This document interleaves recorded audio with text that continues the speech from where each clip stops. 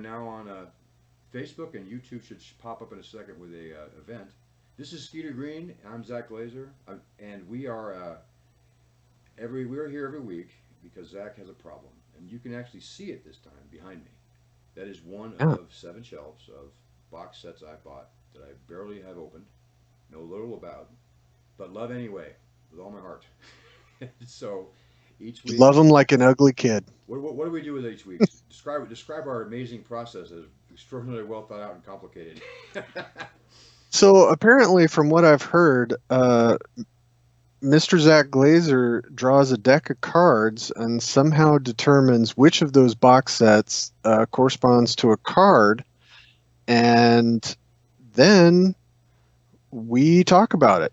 I get to roll a dice. I get to roll the magical 12-sided dice that never gets used in old school gaming. And then we randomly determine which box we're going to talk about and are constantly surprised that we know so little. It's true, and occasionally I will look up small things so I have something to add. But I've quit doing that because I'm lazy. Skeeter will look stuff up occasionally. We have this fine book, which I don't recommend if you don't own, Yes, and Heroic Worlds. we look in there for some of them, and then occasionally we look at RPG Geek. But most of them we know or have known someone worked with them, but not this time. Oh, these are not people that we know. These are one of them is someone we don't know at all. One we know real well, and one who everybody Oh, knows. that's a bummer. We don't. Well, I can't say that. I did make the mistake of holding back on a certain product that we talked about 1 or 2 episodes Oh, ago. I think that's the one that we don't have on YouTube. We didn't post it. I know which one you're talking about. Oh We're waiting yeah, on it. so I Thanks had for the kid managing. gloves on. This is not the you I met, but that's okay. We would probably, if we said everything we thought, we might never talk to anybody at a convention again. Okay.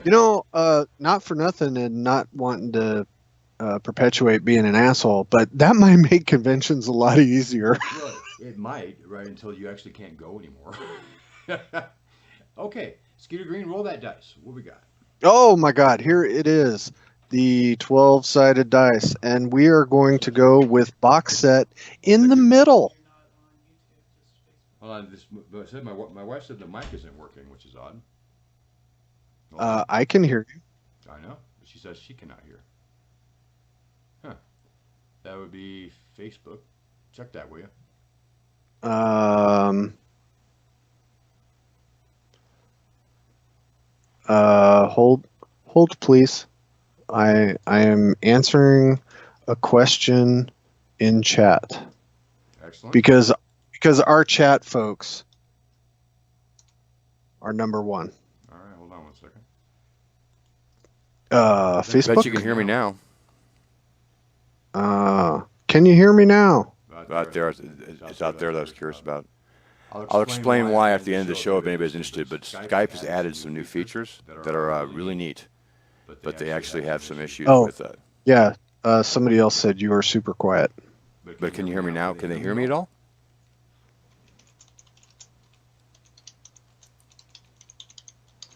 This is not a commercial for T-Mobile No. No, or Verizon No, no, it's it is whatever the not. not. fuck So that was. let Let me me see. see. It's a bit better. Bit Bit better, better, good. good. I I actually actually can can turn it turn it up up a a smidge. smidge. All right. Okay, Okay. It's cool. echo. It's echoey. Nice. Nice. Hold Hold on. on. Do you have something else open that is screwing it up, like we've discovered is a No. problem? Hold on Hold one on one sec. sec. Let me know if they can still hear me. Am I hearable? Is Zach hearable? I don't think that's a word, It's good but enough. If they didn't hear it, then it doesn't matter now, does it? yeah, I'm.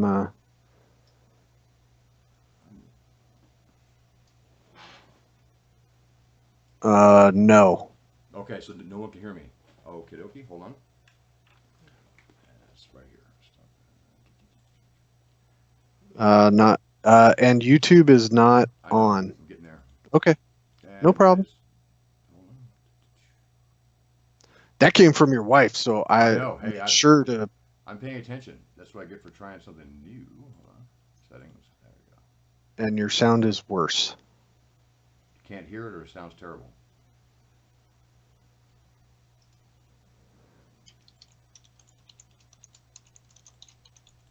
I don't know. I'm asking. Okay, thank you. Oh, you can see it there now.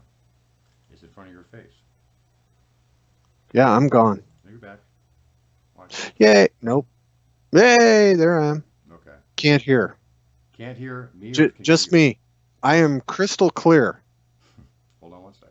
That is because I have no soul to darken the meat suit here. No soul is true, actually. Yeah. So, And YouTube is still nothing. okay, we can just redo one.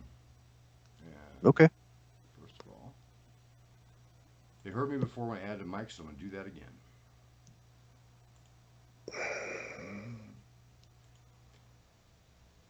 How about this? Can they hear anybody out there hear me? Anyone hear Zach now? Now? Hey, you know what? Whoa. Whoa. Now you sound weird. Lovely.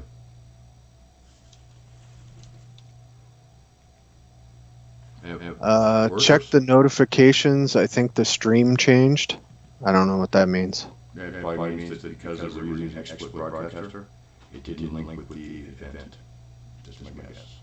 So, Echo to the max. ooh. Still echo? Yeah, it sounds the same. That's really weird. I'm disturbed. Yes, you are. I suppose I'll get over it at some point. But let me check my. This is what happens to you when you try new things. But anybody listening, if they can hear me at all, NDI is awesome. I don't know what NDI is, but It's awesome. that's what Zach said.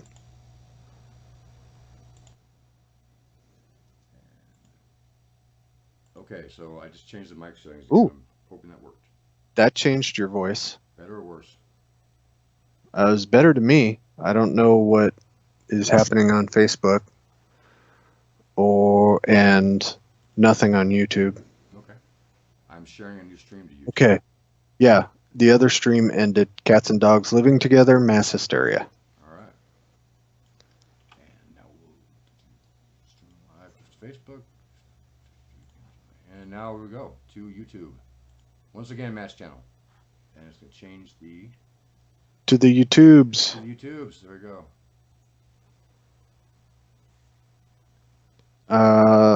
Episode 6, set reminder. All right. Okay. Oh, live now. Let's see. Tell me what you can hear. I can hear me. Can you not hear me? God damn it. You're not saying anything. I'm now. What? Nope, can't hear you. Now? Just a second. This is bothering me. You get to be in charge now, Scooter Green. Oh, fuck that. Yeah. No sound. All right, hold on. Oh, echoey sound. How weird.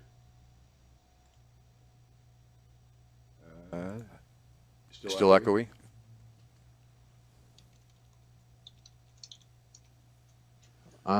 You have to talk for me to I'm know. if sorry. you're echoey. I'm like waiting to hear from you. I'm going to start talking about Heroic Worlds. Well, you can't because then nobody will be able to know what you're talking about. Oh, wait. I hear you now. All right. Excellent. Cool. Then we can actually start. Yeah, echo's gone. Yay. Okay, we're good. Yeah. Yay. Oh, no shit. We are on Uncle Matt time. The best part of being Uncle Matt time is actually like he can't do anything about this right now. Yeah. Anyway, All right. so we'll start that Cool. again. Skeeter and I finally figured this out, and the problem is actually whenever you get an update for software, this is Skype. It uses some new fancy tricks to make Skype much better. But unfortunately, I'm either not smart enough or Skeeter's not updated enough to make it work perfect. But it's I a have good nothing to spot. do with this. No, you just showed up and he was wrong again. Hey, some of the other people in the audience got to witness my horrible use of technology earlier today, where I got so screwed up, it booted me out of my own home network. That's not bad. I remember we did Rap and Ethics Maps Kickstarter, and Bill said he would learn how to do a VTT for a certain reward level. I'm so glad nobody did that. Yeah. All right. So we'll start again from the beginning. You're still echoey. Let's see here. Darn, I thought you had that fixed, Skeeter. Yeah, I was working on it. Hey, man, I'm the one who screws things up. I don't fix them. Let's see if you can hear me as we go. That's not in my bag. Okay. All right, I think that should be working here, but that depends on what they say. I can be quiet. Well, you have to actually talk so we I can will. tell if you're echoing. I didn't know if you were listening. I don't know what the delay is. No, I'm. You're No, waiting. it sounds like it's working. Okay. Excellent. Okay, so we'll start one more time. Skeeter Green and I come here once a week, and usually it's not quite as frustrating, but now we're here. There you go. I don't know what that means. It probably means exactly what I think it means, but can't say. In a family channel like Matt Finch's. That's heavy metal, man. Heavy metal. We're all metal. You can see behind me, because actually the one change in Skype we have is I can be on the screen here, and then my hand could be here with the box sets. It's magic. But behind me you see two of my 7 shelves of mostly now box sets. I actually had to move out regular books the other day to make room for more box sets. So, this problem of mine that I just can't control is everybody else's gain if they like to look through really old, really obscure, or really plain silly sets that Skeeter Green has deep thoughts about. So we go over them, talk about them from what we know from being in a gaming job, and basically laugh and listen to people in the comments be smarter than us. So that's the best part. Yeah, it's great to know that the people who are watching us to get some insight are so much smarter than we are. So much. They should see us Sunday at a con. We're way less smart then. Anyway. Oh my God. When you have to wipe drool off yourself because it's day 5 of a convention and you just don't have any more. Is it your drool? Sometimes. Yeah. Sometimes Doesn't matter not. really, I guess. Yeah. At that point, who gives a shit? All right, Skeeter Green, we have 3 box sets, and you have a dice. And Yes, I no, pick randomly. roll. I use We're cards. keeping- to pick randomly. Keeping the roll? Keeping Okay. the roll from before, and that would be the middle. The middle. Okay. This guy who Box does number this, 2 of 3. it's a pretty good box, but the guy who writes it's a complete prick. Oh my God! I've got such an awesome story from North Texas about this. I have a couple stories about him as well. But let's talk about him. Oh, it dropped us from YouTube. What? That's what it said. No, it's Oh, still going. It's a different link. Let me share it. Anyway, yes, we have stories about Jeff Delaney. Why do we have stories about him? Because he's just so Jeff. He made a great game we're all jealous of as part of it.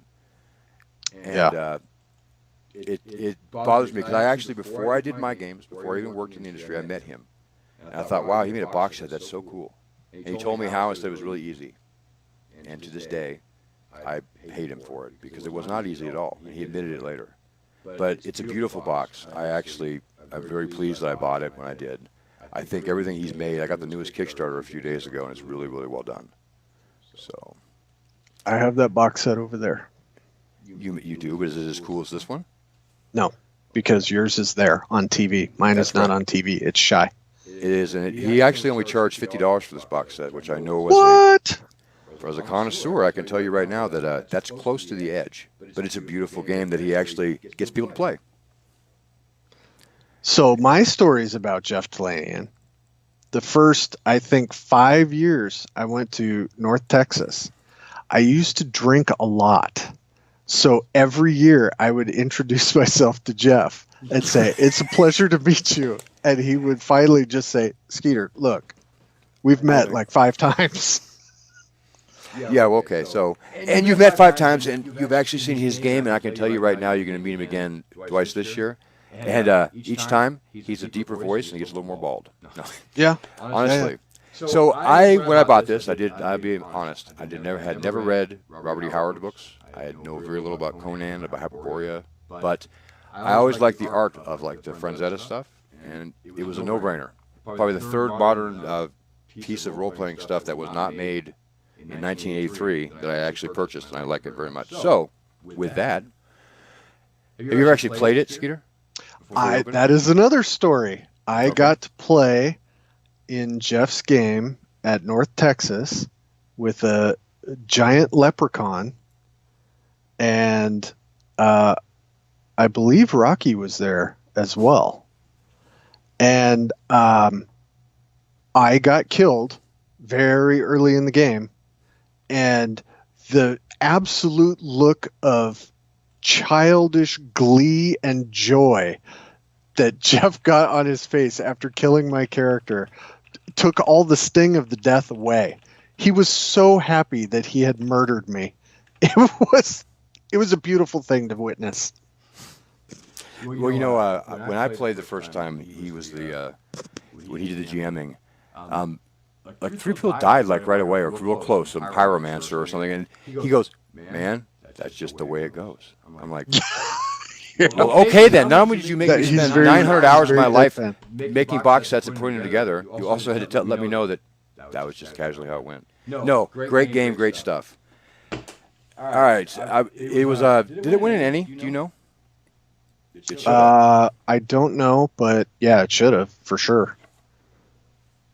So, I actually have all the things. Interesting thing about this. Okay. I don't know if this was the one. This wasn't the one that got the review. It wasn't Rats in the Walls, was it? Was it the Charnel? What was the other one? Oh, it was the Charnel Crypt. Yeah, I think I have that in there as well. Yeah. Bryce Lynch, we might as well say his name, gave a review of Hyperborea that was so off the mark that it was like funny. It's the review. You hold a standard for reviewers of ones that you just realize have some kind of other motive besides the game. This is one. Hearing from Jeff, Bryce was in his game and just was absolutely the same in real life in the game as he is in his reviews, which is a joy that I share with Jeff because Bryce shit all over one of my adventures and gave me a horrifying review. 0 stars. I think he took stars that other people gave me away. Yeah, that's like a medal you wear, dude. Anyway, so bad review from somebody who doesn't count. His stuff is great. And this was Dig the through first there, one I big bought. guy. Yeah, this was the first one I got was the Rats in the Walls one because I didn't have enough money with me anymore. I already spent $500 at GaryCon. So I got the module. And he said that originally he came and sold just that. That's my understanding before the Kickstarter box came out. And I don't think I have one yet. Oh, well, Yeah. I have one for Jen. So. Oh, okay. I see how this is going to be. Now, I can talk a little bit about the next part. Is that I believe that I think he bought the printer that actually made the spiral-bound rules. I like spiral-bound rules a lot, and I like them because they're so practical. And the thing I will agree with you on that point. With the asterisks, you have to up your bond of the paper. The paper has to be good for that to work. Otherwise, you get the Tunnels and Trolls 2nd edition. Well, I was going to say the monstrous manual from 2nd edition that shit just tore to pieces. We've all seen it. I'll go grab it off myself just to prove you right. No, we're going to get back to the rule part. I want to show you this is the one that you're discussing, I think, with the review. Yeah. And it's awesome. So we did get confirmation from the salient wizard, Chuck Wright, that it was award nominated. Excellent. Thank you, Chuck. But he doesn't win because Jeff's a loser. Yeah, he's been running this game forever, and it's like awesome, and now it has whole new like art and all kinds of new books and really fancy stuff. I only made Whisper and Venom, and I kind of stopped. So. Oh, hey, yeah. I mean, check this out. Oh, Did you get that's a new Kickstarter, or is that the rule book? That's the new one. Oh, nice. And it's got a fancy little tiny book in there. I was talking with Jim Wampler about the art on that and how it's very, very evocative and very, very you know what it is when you see it, what line it's from. So, what's it say? I can't read it. I love you, Skeeter. Thank you for New York. It says he wants to be me when he grows up. Oh, well, I'm not surprised. Well, I don't even know what he said to me before I show everybody. Happy gaming. That's much better. That's very polite. Yes, it is. So, and finally we got down at the bottom here we got the last of the module, I think, was the Dunwich one. Some character sheets and the map. And I think that I never opened these, but those have got to be the most incredibly old school and inexpensive way to do dice in a box set. I love it. Are those like absolutely clear dice? Yes, they are. They're unreadable. Man. Unreadable. That is nice. Right here, you can see up the front here where they are. Ooh, you can't read even the crown. I love it. Not even a clue. These are they look nice. I put them in a dice bag and pretend they were diamonds. I don't know. Sure. Why wouldn't you? I mean, yeah. So anyway, we have a poster map, a very nice one, I might add. I was just going through some of my Frog God stuff, and some of our posters are thinner. This is like very thick. It could stop a dagger. Jeff takes a lot of pride in his poster maps. I think it was the Kickstarter where I got this book. He went all out on the quality of his maps, and really, I think he was even a little bit late on them because he wanted them a certain way and a certain quality, and it shows. That's the nice thing about it. I mean, you can be pissed off something's late, but if you have it for 30 years, it's a good product. No, it is. If you can acquire this box set or really any of his stuff, take the opportunity to do it. No, I can't recommend it enough, and I have a sob story about Jeff because, like I said, he recommended that a box set is doable, and that's when I changed my focus from doing a short TSR style module for Whisper and Venom to a giant box with everything that was there. And when I saw him when I was putting all the boxes together, and I had like 60 of them in front of me in the living room, and it's taken me 18, 20 hours. And I was watching Mythwits, which is a YouTube channel, and Jeff was a guest. On my giant 60-inch TV, Jeff's head is so big that it's like floating over like the Great Oz, and saying that he would never do a box set again. It was just too hard. And the whole room is full of them. And ever since then, I think he's the devil. But he makes really, really great boxes. I mean, literally, they feel nice. If you have a chance to own one, if you don't own one of the Hyperborea ones, you're missing out. Yeah, definitely. I mean, this stuff is. I am somewhat isolated where I'm at, so I don't have a gaming group. But this was something that I searched for just to have. It's a library piece. Isolated near Washington. The nearest town to me is named Cornville, Arizona. I'm in central Arizona. Cornhole? Cornville. Close. Cornhole? Close. I wanted to mention that his art for the first edition with the charcoal art is very, very good. I was just a huge fan. And Jeff had told me that after the first edition, the guy who had done it became so expensive, it was not doable. As Bill Webb would say, he just didn't pencil anymore. So okay, that's nice to hear, because I asked Jeff, I think it was at the last GaryCon. I kind of slid up next to him and I said, I love the art that you're using. What's the name of your guy? And he kind of gave me some side eye and sort of, danced around the question and said, yeah, he's really gotten pretty expensive. I thought he was just telling me to go fuck off. But if you're saying the guy got really good and is charging more, that makes me think maybe Jeff's on the up and up. That's why Casey Christopherson says always be mean to artists so they never get any kind of esteem. So you keep them cheap. No, I'm just kidding. But no, honestly, art gets, when it outprices you, it's sad because you really love the look and everything else. But it becomes you want them to succeed. Lloyd Metcalf offered to do art for me for like $15 a piece, and I wouldn't let him. But he became so popular by the time I did Death and Taxes that it was almost impossible to get him to schedule a promise that he really could keep as opposed to wanted to. Yeah, actually, one of the guys from the Silver Bullets, or if you're Tim Kask, the Silver Boulets, Ian McGarty, recommended an artist that I'm using on some Skeeter Green Productions pieces.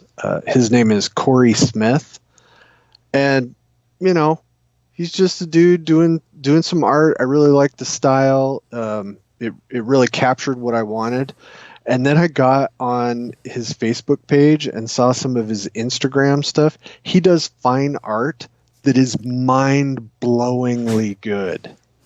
He has done, I guess it's colored pencil work. I mean, I don't even know what the medium would be. It looks like a photograph. It's of a manatee, and it is like, it blew me away. And I'm like, what? This guy's doing work for me? Yeah, Are you shitting me? No, I know the feeling. I mean, it's honestly, it's like, wow, everybody here's talented but me. Okay. Yeah. Yeah. So, Corey Smith, thank you very much. You're the man. So I would honestly, of all the stuff that's come up for us since we started doing this about this episode 6, this one right there is the one that I think I'm most familiar with and I like the best. I think it's just well done. I love the fact that it just screams at you 1936 pulp. Or I'll be corrected by that. Jim Wampler will correct me for the year on that, but it just has the feel. He should. I know. I deserve it. Speaking of fine arts degrees, I love the Conan looking thing. It's a good product. The quality is there. The actual game mechanics and the feel of the game itself, all there. If you have any interest in a Conan-centric game, really give that a look. It moves really fast too. For all the rules, it's not like Swords of Wizardry that's like this thin. It's a quick moving game, and Morgan. It's not about size, man. No, I know, but usually Pathfinder slows me down. I admit it. Whereas this played really quick, really smooth, and had a real feel. The setting part of it felt great. Yeah, I got killed within the first hour. Morgan Hazel ran one of the Yetis Want Our Women or something, and it was really exciting. It was fast moving, and a guy turned into a goat man, so it had everything you need. So, roll me a dice, Skeeter Green. Who doesn't want a goat man? We will use the 20-sided dice, and we will go high or low this time. Right. No, we're going to go odd or even. Last time we went high and low. The difference is amazing. Look at you. Odd. Odd. Okay, odd. This one I got from Mike Battleauto. I'm just kidding. We're not going to talk about that one. I didn't think you were going to whip that out. You might recognize this one. Oh, boy. Who wrote on that? Who's heard of this one? Tim Kask. I asked him to. Oh. So that's something I'm going to take from you. Yeah, but don't steal my shrink wrap one because I want to keep both of them. No. This is he signed it to you. So that's why I do it that way, so that all you would be thieves no won't good. take them. That would be no good. My history with this is obviously everybody has played Dungeons and Dragons. I personally got in at the Earl Otis basic set. You, Skeeter, when were you in? Holmes? This is what I started with. Oh, you're an old man. Now, and in this case, it was my cousin, and we were at his house. We were down in the basement. It was when the Seattle Supersonics were playing for the NBA championship, and they lost, but we didn't give a shit because we were downstairs playing Dungeons and Dragons. Damn right. I got killed like 27 times because I didn't know how to do anything. You're like a hireling then. I was less than a hireling. I spent most of the time just reading the books because I thought they were so cool. No, I did too. Little did I know I would do that for most of my life. No, same way. I have a story about that. We'll get there. It's all Tim Cass's fault again, but this was the first of the really Zero E sets I ever owned. I'd never seen any of them except for Eldritch Wizardry when I was growing up. When I bought this at North Texas the first year I went. It was back then. It was like $70. Yeah, that's right. For the first time in my life, I was ahead of a curve. Wow. And I took three books on a plane and I read them, and I realized I that still don't have one. all I can tell you is that if you read those three books, you will feel way dumber, because I would never have been the guy to introduce anybody to this game had I done it just in the straight rules. I'll be honest, they are difficult and esoteric. But God bless them, I love them. What, reading those? Yeah. Oh, God, I want to stab myself in the face now. Well, It is difficult to get a game out have of a story those time. words. We should have a story time with those, because you and I played in a game like that. We played at Gygax's house with Stormberg. There it is. I can tell my story early. Second grade was the year, and a young Zach Glazer wandered through the fields of Cottonwood, Arizona to the playground, carrying this book, like this. Again, I'm going to class, second grade. And the principal stopped to ask me what it is I had in my hand. And I said, well, it's my rule book. Took it, took me into the office. I sat there forever trying to explain myself. To this day, I still feel bitter. Cut back As to you should. 36 years old I was, or 38. I meet a man named Tim Cask, and as I'm 30 seconds of meeting him, he tells a story about how they intentionally picked that cover because he thought it was hysterical and people would be all up in arms. And basically, Tim Cask's bad sense of humor caused me a lot of trouble in second grade, and I'm still bitter. It's my favorite of the books, though. The funny thing about you whipping that out right now is for the Silver Bullets blog, they have a Monster Monday. And this Monday, I wrote the monster, and its first appearance is in that book. So I referenced Wizardry? that in Eldritch Wizardry. I did a write-up for the Sioux monster. Ooh. And that was the first appearance. I got to back. show this. I shouldn't be enjoying this myself, but look at that. Now that's some old school that is line the art. finest. I actually love it. People make fun, but I just think it's great. So, Hey, you see that little frog demon there on the one page? In Uncle Matt's online game yesterday, we defeated one of those. Oh, I guess I should censor this one. It's worse than the Book of Rock Fantasy. Get your hands off her boobs. Oh, okay, thanks. Here I was trying to do the right thing. There's more boobs. Yep. Boobs. We didn't like that when we were younger. We actually thought that was distracting, didn't we? I don't know where you grew up. I know. Anyway, I just thought highly of all these. Boobs. I did it for you. Actually, I did it for Lloyd, if you're watching. No. Anyway, so that was the only one I actually was experienced with. All the rest of these, the Greyhawks, the Blackmoors, Demigods, Swords and Spells. That was my favorite book. Which one, Swords and Spells? Gods, Demigods, and Heroes. Oh, yeah, no. Me too. They gave gods a stat block just because they wanted us to kill them. That was the second book that I actually purchased with my lawn mowing money. Oh, your lawn. How much did you spend? Was it like the $80 it cost to buy it now? Oh God, no! I mean, I bought that off the shelf at Heritage Bookshop in Renton, Washington. I think it was like, well, it was $5. Yeah, It was right there on the cover. Oh my gosh, it does say that. Yeah. So anyway, my experience with this, I didn't learn from these, but we didn't know the difference between them. So these were like a supplement to our more advanced AD&D books. But we'd read through them and look at them, and you see the Temple of the Frog and all the various things. But I could never figure out how it was they did the addendums. Like, okay, add this rule at this point, and then till here, and then you're going to add another page in. Like it was like a big puzzle. Yeah. And the fact they were wargamers, I had never seen a wargamer, heard of one. Everything was done in inches and feet, and it made no sense. But we figured out enough so we could roll dice and throw fireballs, and that was all it took. And now look at us. We are completely socially inept, and we missed all these games. Yeah. I mean, we had games, we had esoteric rules, and bubes. Yeah, and I think that helped. And plus, no parent was going to pick up the Dungeon Master Guide. It's huge. Yeah. So Beat somebody to death with that. I do know the one story I know about this that most people do know is that on the Tim Cass got hired as like the third employee. I'm going to save you from a thrashing. No. He was the first. Oh, first. That's right. He was first non-owner. That's what I was thinking. He was the first paid employee. You know, he has a YouTube channel. He might actually see this. I might get beat up. Thanks a lot. Curmudgeon in the Cellar. I watch it all the time. I've seen every episode. I made his new intro. So, Yeah. Blackmore was the book that Tim said came in a giant basket of notes, and he complained about it. I'm like, I saw the Sword of Air notes, so you can't tell me nothing.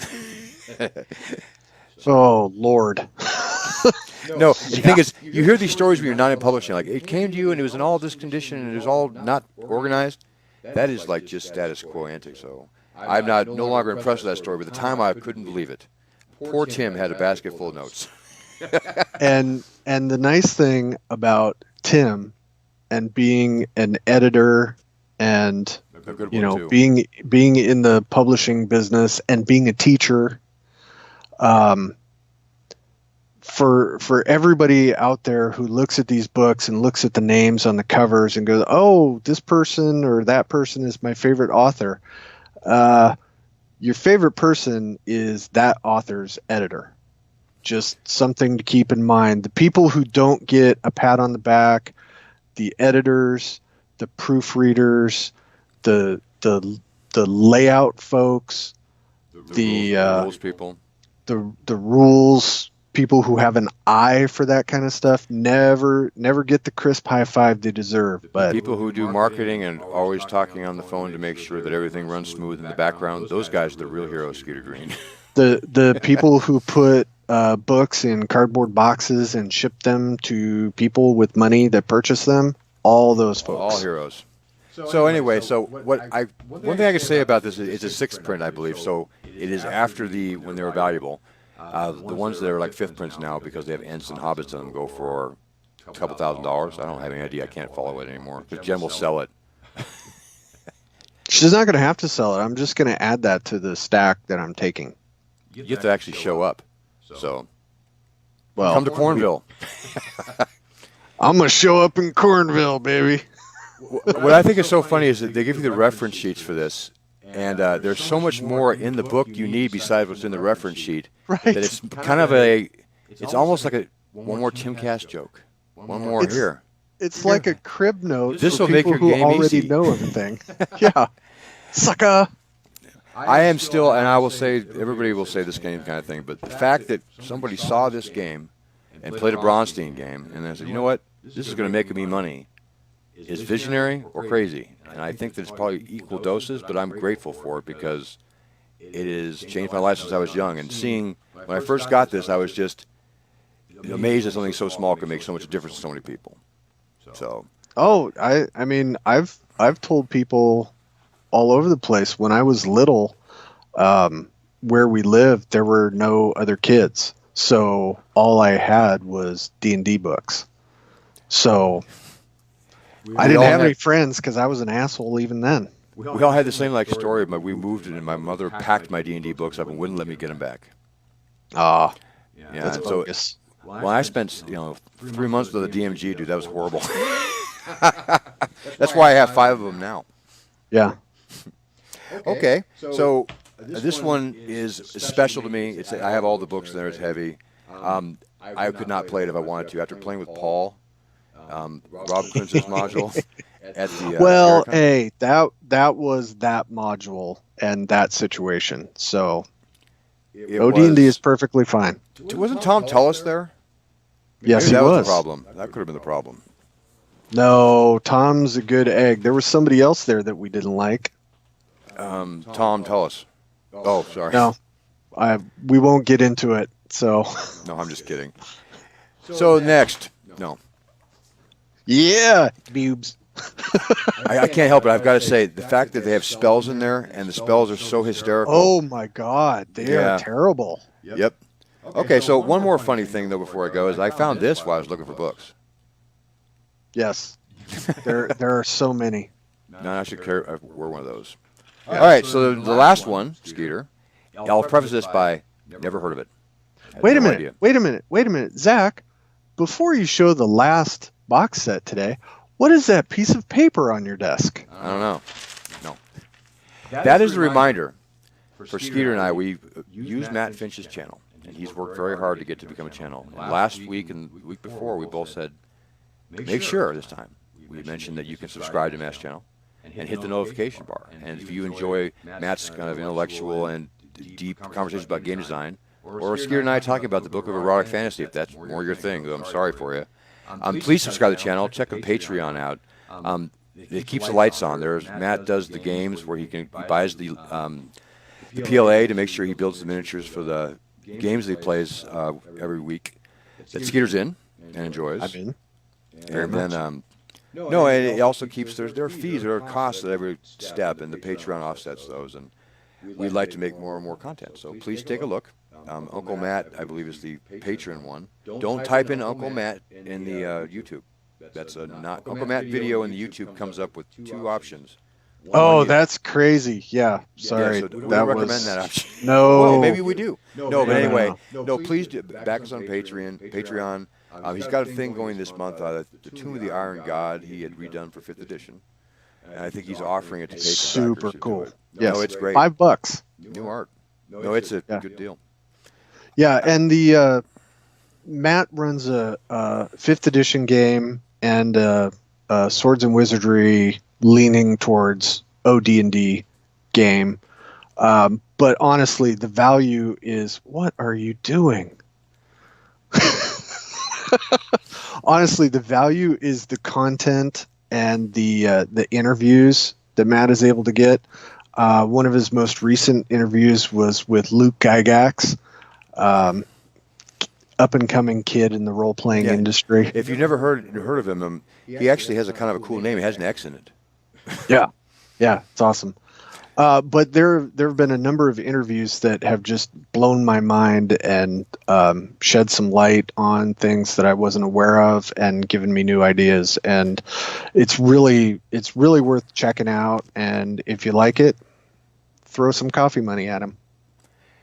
And to be honest with you, during the interviews next time when he's interviewing like James Raggy or somebody who's controversial, I'm going to start throwing him super chat money just so I can ask a question. I think the stuff is so cool, but the James interview was so good. Well, and it went on for so long. They broke it into 4 or 5 parts, and I was even if Lamentations is not your cup of tea, James's story is absolutely worth listening to. That dude has built a company just out of pure will and love for doing it. It's a cool story. I had the Flame Princess box set. It'll come up eventually for this, but yep, I'm impressed by it. But it's not something I would play, mostly because I'm too embarrassed to say some of the monster names. No, but I'm all for it. I think that Matt did a great job with him, and there's been 100 other people, it seems like, and almost all of them interesting except me. So, thank you for bringing that up, because I was going to try and forget it one more time. Jen printed this out. My wife, Jennifer, printed this out because she thought that we were just basically kind of rude for being on his channel and just not bothering to do what he needs. She thinks we're idiots. She's right. And she's right. Okay, so moving on to the next one. The next one is one that I knew nothing. I mean, literally, never heard of. I didn't recognize anywhere else. I bought it because it was inexpensive and I had never heard of it, which is my requirement sometimes. So, without further adu, Skeeter, is it you and I are going to play this at the next GaryCon. It is now Neverworld, a lifetime experience. Is this another Jesus game? I don't think so. I looked it up briefly. A world briefly. where science never reigns? Yeah. That's my room. All right. So, this is Neverworld. I can tell you right now that when you look it up on RPG Geek, it says the company no longer exists. It's basically the history. Wow. All right. What's the back? The back. There we go. Now embark on a voyage to an exciting realm where oracles retell your legendary deeds. Well, that happens to me now. Oh. The ROC and the roll system. They have their own gaming system. It's one of the few books of true fantasy you'll ever need. Whatever. I'm in a room right now that attests that that's just not true. Yeah, that is false. That is false. You need all kinds of fantasy. Anyway, it's Forever World Books. I think it's from 1993. I'll have to look it up and open it there. But it was new. I'd never seen it before. It was inexpensive. I didn't mind the art actually that much. I'll show it closer there if I can see it. Not bad. Not for the time. You're getting a little bit of lens flare from your lights there. Well, try to see if you get there better. Yes, much All right, better. there we go. Perfect. Anyway, so what we got in here? Well, this has a supplement in it too, because the low price I paid covered not just that, but the supplement that somebody didn't know was a supplement they left in here. So, I know. That happened to me a couple times lately. So they have a marketing material, which I always want to fill out, but this one I know for certain will not give me an answer. Okay, so we have 3 books, 4 books, and one of them is the supplement. And so we have the Neverworld tome, the culture. And I love cultures you can't pronounce. Nothing tells me a game is going to be hard to play when you have a whole book with a word that I'll never be able to say twice the same way. But they were actually well done. These were works of love that came out okay. Hurani, I think. Yeah. How about there? The Nounonians? That's all right. We'd had worse in our own stuff, so. Go GM easy screen. there, pot kettle black. Yeah. And a GM screen. And GM screen I'll tell you that tells you a lot about the game by how. Hey, that's a big one. multifold. So It's it's nice. not too complicated. I like the shade of Initiative purple. costs. Okay. Mark. More like Greenberg. Well, Anyway, I GM don't- screen. My favorite thing they added is GM screens because it actually gives you a glance at the rules. I was just looking at the Swords of Wizardry one the other day, and I realized that it's a good way to indicate how a game goes just by a glance. So, anyway, I like the fact that was in there. I know they had this nice map, and I realized that the box set's what broke them, and I was a lucky man to survive my own. But it's quite lovely. I was impressed. The colors are vivid. It's kind of like a pastel painting. so yes, the standard Forgotten Realms useless map that has no markings labels. on it. But it looks like it's done with marker, but I do really like the color. But if you look real close, like on not the bad. mountains, it's like marker. It's cool. Looking at it from kind of a step back distance, it looks like the Visible Man doll. That Right. actually looks like a medical chart, Well, like a spine and a the bullet camera always wound. has 10 pounds, Skip Green. Yeah, All right, no, it's like I must have like 40 cameras on me then. So you got a poster map. You have this is I think is the errata. Yep, changing and updating. It has like just various. Wait, we got this wrong. We could do that actually on PDFs now for free, and we're bad about it. So, Yeah. but No, I everybody else is remember too. that. So anyway, so the books actually they have a lot of art. They actually came out and they look not bad. They look like almost everything that came out around the same time, except that this was a labor of love, and that's why I feel so bad when I make fun of a couple. Someone spent a long time trying to make this exactly what they wanted, and they were just limited by the tools they had. Really. Well, as you know, and as I am beginning to know, finding something you want and putting it out just the way you want it can be crushing. It is I was lucky because everything fell the right way for me, and with Whisper and Venom, it is a lot of work. It was worth it. Best thing I ever did. But when I see people who've done this and then they haven't done anything since, it brings a little tear to my Right. eye. Right. So, but this was actually it was nice. They had all the different banners and they talk about how the different city states work. I mean, it was thorough. It was. I don't think it was like original, like Skyrim of Tarun is original, right? No one plays it because it's too original. This one actually was when I glanced through it, it was competently done. It looks nice in the box. but it's just I'm still like really sad inside when I read what it said. There, but for the grace of God, go I. Yeah, that's really an indictment there. You know, it's a really good looking book, but it just makes me sad. Well, only because I honestly, when you see the epitaph for they spent 1,000 hours on this or more. The epitaph of the game in one of the databases is they're no longer in business. I'm like, well, that makes it sound like it was a goldsmith in Boston back in the day, not 8 years ago. But this is the culture book. Oh Lord, I'd like to know who owned it. All right. Hey, Josh. He could actually be at a con we go to. So no, it reminds me of a lot of the early D20 stuff, though I think this predates it. So. Oh yeah. I bet that's got to be 90s. Meinhardt would know all about this. He might be. Oh, I'm sure. Yeah. Anyway. Magic theory. Yeah. I tell you about magic. You want to know about magic, Skeeter Green? This book has lots of magic. That has got some magic. It has some that are like, it has a cure disease. Like, well, no kidding. Thanks a lot. Cure. From our salient wizard, Charles Wright, it was done in 1996. He's hired. He is. Good job. We will pay him standard rates. My wife is in the same house as me, and all she does is threaten to sell my stuff and troll me. Chuck is kindly answering nice questions. Well, occasionally she offers to stab you in the back. Away. Oh, yeah. Yeah. Oh, yeah. Which is stabbing me in the back. That's just the same thing. No, I haven't. She promised us an auction today. What's she going to auction off? I mean, honestly, everything you have, and probably you. Well, I think I'm the cheapest part. So, I was showing Skeeter before we did it. Before we started, I was showing Skeeter something that I thought was interesting that I had not seen before, and I figured it's just sitting right here.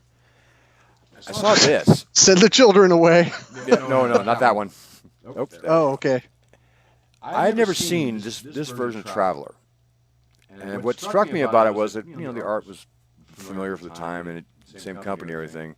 Opening the inside of it, though, this thing was designed, in my opinion, to be sold to libraries. I mean, right there. I mean, this has the jacket like I remember, like you would have with like every book from 1983 to 87. Yeah. I mean, but it's great. Absolutely. It's the reprint of the same rules I own 6 copies of, but in a different format. I mean, how can you possibly lose? Well, yeah, if that came on one single scroll that you had to unroll, of course you would buy it, even if you had the rules. That's because it's cool. Man, we should do Swords and Wizardry on a scroll. That's a good idea. Skeeter Green, you're a genius. No. Oh, darn. And no, but I just was excited. It's in color. No, it is, but I was excited because I'd never seen. It reminded me of a workbook you would have in 3rd grade, like except that they have guns. But other than that, it has the same kind of look. Oops. Looks like I lost Skeeter Green. I don't miss him though. All right, well, thank you everybody. I appreciate it. I'm sorry with a little bit of technical difficulties, but it's always fun. Once again, if you enjoy this at all, especially if you enjoy Matt's thoughtful interviews and his games, please check the Patreon. Please subscribe to the channel and hit the remind me button. You'll be reminded of quality streams like Matt's and less than quality ones like ours. So anyway, thank you very much.